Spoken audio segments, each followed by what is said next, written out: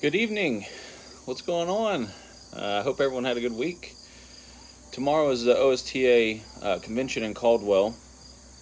It's been going on actually since I think Wednesday evening.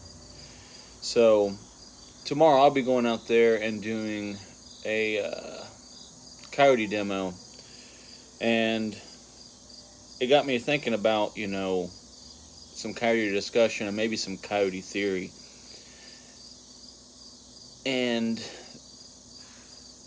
I read this quote saying coyotes are not the same the world around, and that kind of stuck with me, and it's been in my back of my head, and I've been pondering it and thinking about it and trying to go over it and decipher it. Which you know I agree, they are not the same the world around. They are different. Trapping them, they are different in the East, the Midwest, and the West. And I say this because the terrain is so much different. Their body habitus is so much different. You get a lot bigger animals. You get a lot bigger coyotes towards the Midwest and the East as opposed to the West. And so, in that regards, you might have to have different equipment, maybe different modifications to your traps. Although it's not necessarily 100% set in stone, and these are just theories and ideas. But what I'm going to be going into, not just their body size, but also their lifestyle or their life cycle, and how they are present in different terrains. So out west, it's a lot flatter than it could be, say towards the Midwest to the east.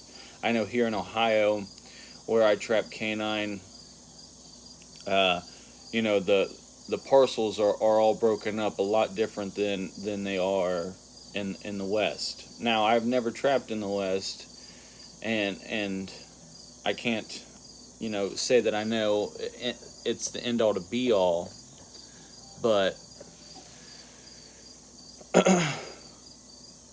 I have buddies that trap out in the West, and I listen to them and I talk to them and I try to get educated by them just from conversation. And from what they tell me, you could be trapping on 4,000 acres easy on just one landowner, or even more. And out in the West, they have a lot of livestock operations. They have a lower population density of civilians compared to coyotes or canine. Whereas once you start getting towards the Midwest and the East, and especially here in Ohio, where I live and trap, the population density of civilians to coyote are relatively, I would say, maybe same ratio.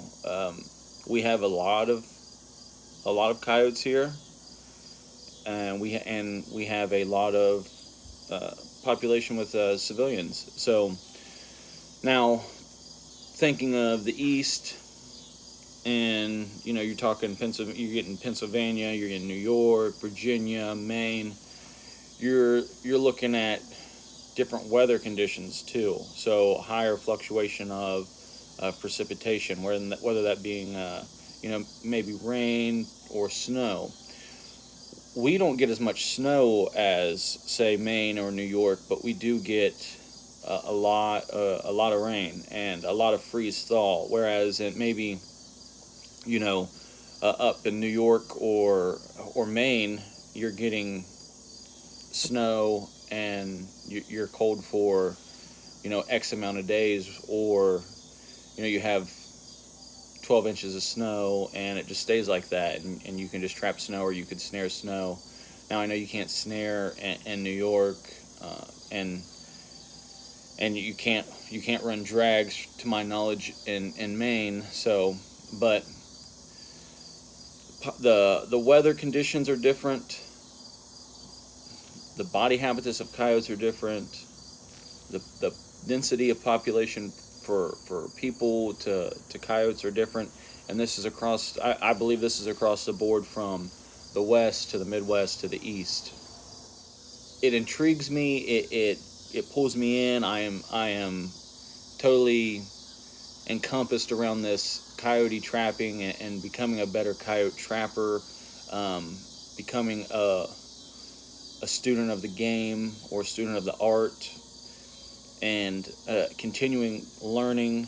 And I don't know everything, and I haven't been out of state trapping in multiple states, so I can't really expound upon that knowledge because I've never done it, and that's that's kind of a detriment to my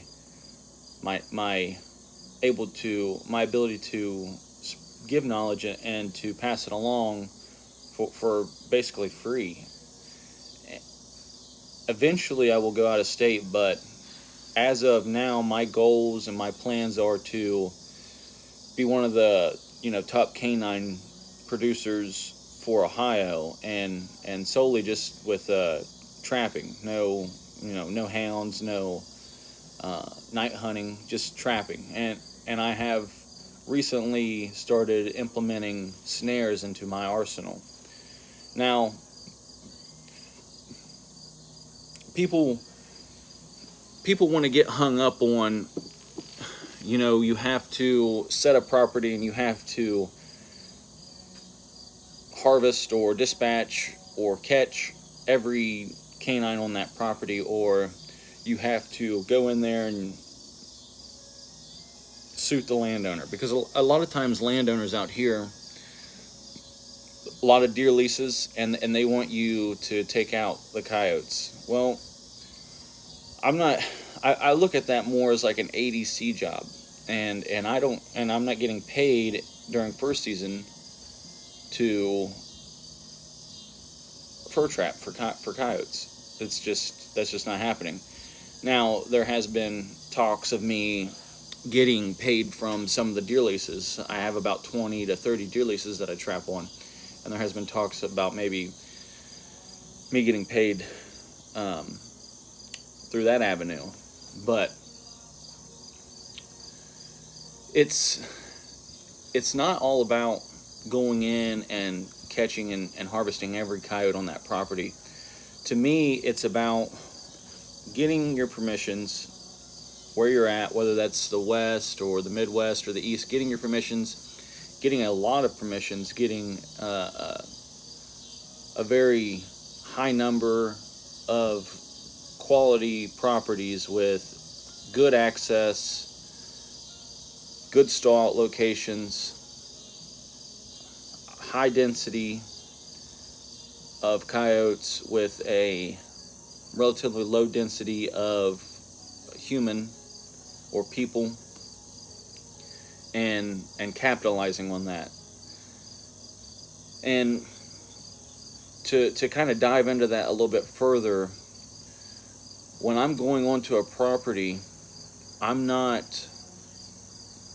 let's just say, you're on a 100 acre parcel, or maybe a 250 acre parcel, and it's cropland, and it's, you get some windbreaks on it, or you've got some waterways that kind of cut through it, and I'm not setting every little windbreak or every corner section of the crop field. I'm not setting every waterway. To me, that just seems like, if the sign's not there, if the location isn't 100% set in stone to me, and from what I look for, it just doesn't seem feasible to go in and just set, say, 12 different spots on that one property, when I know I can go in and there's an access road I can drive my truck to, or my ATV to, and it's a four-way intersection, or maybe even more. Say it's a lane with crop change that goes through it, and then there's a waterway ditch that kind of comes down that's maybe got some muskrat in it, and you've got potentially 6 different spokes coming into one hub. That's where I'm setting. And I'm not setting one trap. I'm not, I made a post about it. The stigma is, if it's good enough for one, it's good enough for two. Well, in some regards, or and in other regards, I honestly believe that that if it's good enough for one, and you've got a high percentage area with good track scat kickbacks, good sign. If it's good enough for one, you should probably have at least 3 to 4 sets there, and if not, you should have maybe 4 to 6 sets, because if they're all running and they're all in a dispersal type deal, you want to get them when they're all together, or when they're all running through, or they're all traveling, whether that be on a high pressure, low pressure, a front comes through, and you want to have your stuff there, and you want to have it operational so you can capitalize on that moment. And Hoofbeats of a Wolfer, O'Gorman talks about the insane moment, and I've seen other guys talk about it and not credit him, but he talks about capitalizing on that insane moment when everything's working for you. You got good weather, you've got good coyotes are traveling well, they're ready, they're active, they're ready to work, and you've got great equipment, great baits. If you use lures, great lures, and high quality urine. And this, having all of those, it's going to exponentially take you to another level. So I always say don't skimp on some things and then splurge on others. So don't go out and buy the best truck, the best traps, and a DeWalt drill with the best auger, and then skimp on your urine and buy fake pee, or cut pee, or buy like a low quality lure that you don't know is manufactured with top ingredients or good quality production, or you're just buying bait, or you're using like house scraps. Don't use house scraps. Like I said before, a blind squirrel finds a nut every once in a while, and you can catch and you can say, oh, I went out and did it, but you want to have the best of the best, in my opinion. Now, I have kind of experimented and done things and caught coyotes on stuff. I've been out setting and had to use the restroom, and there's nowhere around. I'm in the middle of a field, and you gotta go, and I've got the stuff in my truck to accommodate that, but I'm maybe 10-15 feet away from a set, and I've got to use the restroom. So, and then the next day I've caught coyotes. I've had that happen multiple times. It comes down to, do you have something in the hole that they want and that they are willing to forget everything else, to abandon all other instincts and just go after that primal instinct of getting the food? Guys say coyotes are greedy, and I have caught coyotes where they've had a deer leg, and there's a deer leg right by the set, and I didn't put it there, but they were packing it, and they come in, and I have in the hole what they wanted, or what they wanted to take, and they were willing to drop what they were doing, investigate the hole, and I caught them the next day. So when you're out trapping, and when you're thinking about coyotes, and people talk about stall outs. Well, To me, the definition of a stall out is stopping. To me, it's more of, I want them to be kind of lingering around. I want them to be milling around. So, when I talk about that hub, and say it's that big intersection, and then on top of that you have a rock pile where the farmers came in with a dozer and pushed up a bunch of rocks, or they've cut down a bunch of trees, and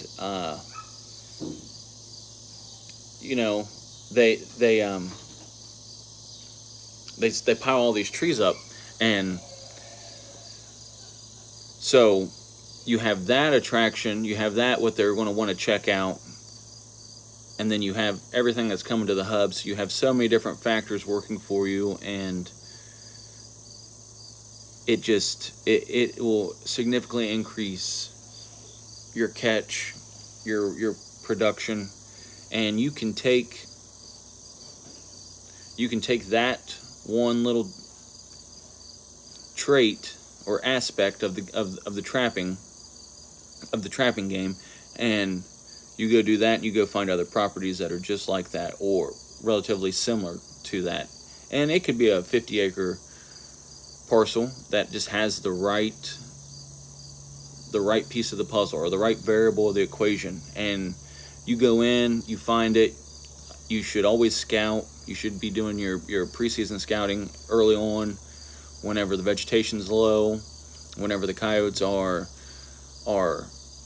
kind of getting they're raising their pups and whelping, and you should be finding these kind of core areas, or you should be finding, if you can, multiple core areas on a property, and that way you have two different stops, and you already have it wrote down. Okay, I'm coming in here, and I know this is a high frequent area, this spot, and I'm going to bring in 5 traps here, and then I'm going to go down the road maybe, I don't know, another 600 yards, and there's another really high frequent area, and I'm going to set another 4 traps there. So you're taking in anywhere from 8 to 10 traps, and you've got 2 places set up, and you go in.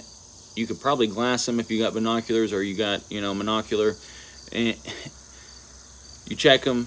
Okay, you got something, you go up, dispatch it, reset, or you got multiples, you look at your other spot, okay, nothing, and you go down the road, and you can have out 100 traps easy, and you can run that fairly quick. So you need to be thinking about, well, I need to have 50 properties or 75 properties. I in Ohio here, and I am now in six counties, and I have over 100 properties, and I have really been expanding on the properties. Now, when I say I have 100 properties, I might not even set them all. I have over 100. I might not set all those properties. I might only set 75 of them, or I might only set 65 of them. But if I can take the cream and keep going on down the line, I might end up going out and maybe doing a small ATV line, and then setting up some other properties just to kind of experiment around and test some different things that I'm wanting to try out. So I guess, I could talk about this for probably hours, but the coyotes here in Ohio are a lot larger than west. Their terrain's a lot different than the west, as opposed to, as well as the far east. So, and climate's different. Population's different.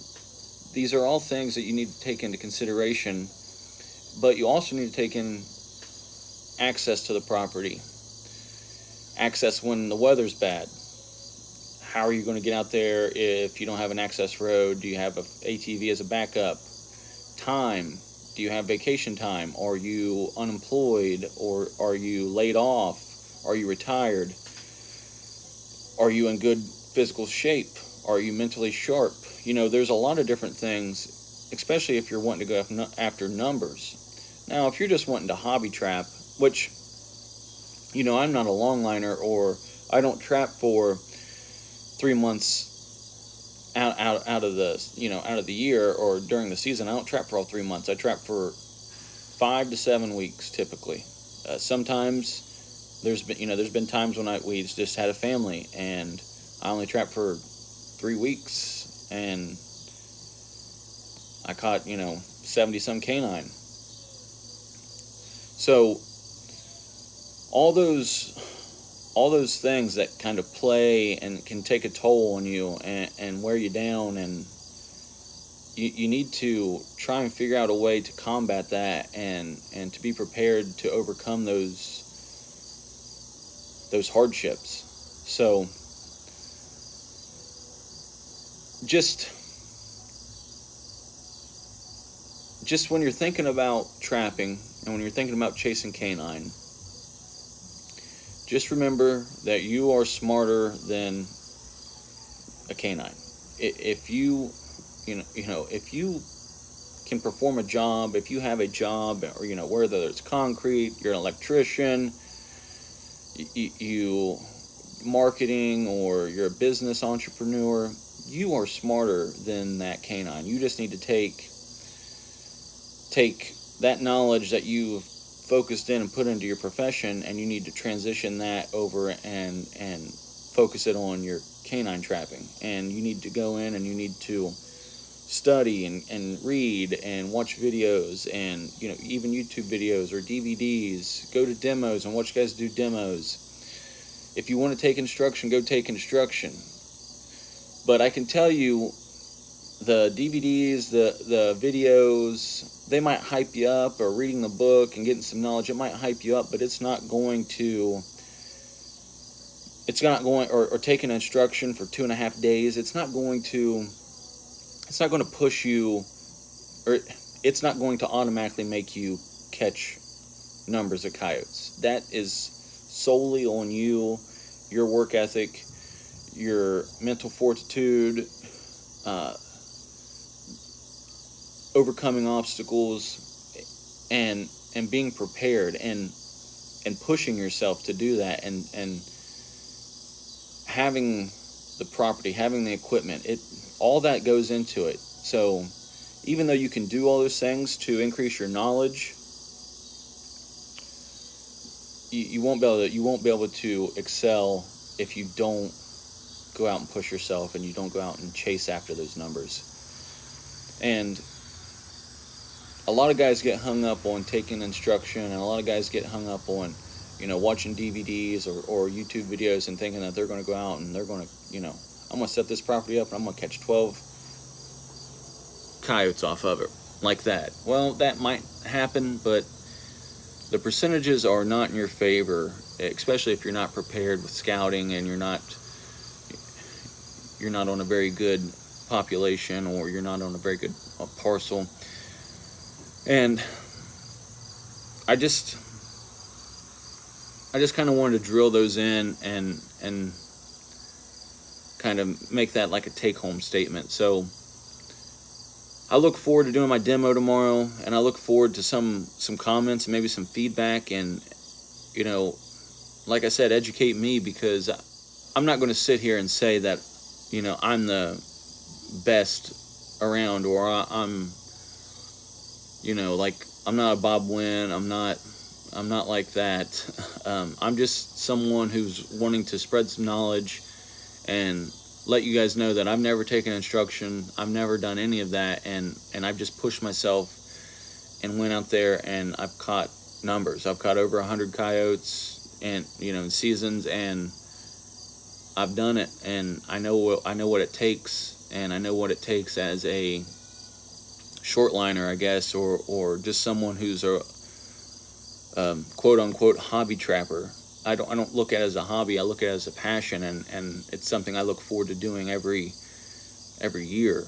And I enjoy this season, and I enjoy all the hardships and all the challenges and overcoming them. And I enjoy the adventure, and it's just something that I wake up and I look forward to it every day. You know, if I'm getting up at 4 o'clock in the morning or 3 o'clock in the morning, going out and setting traps and running traps and running them all day until dark, and then skinning at the end of the day, it's just something that I enjoy, and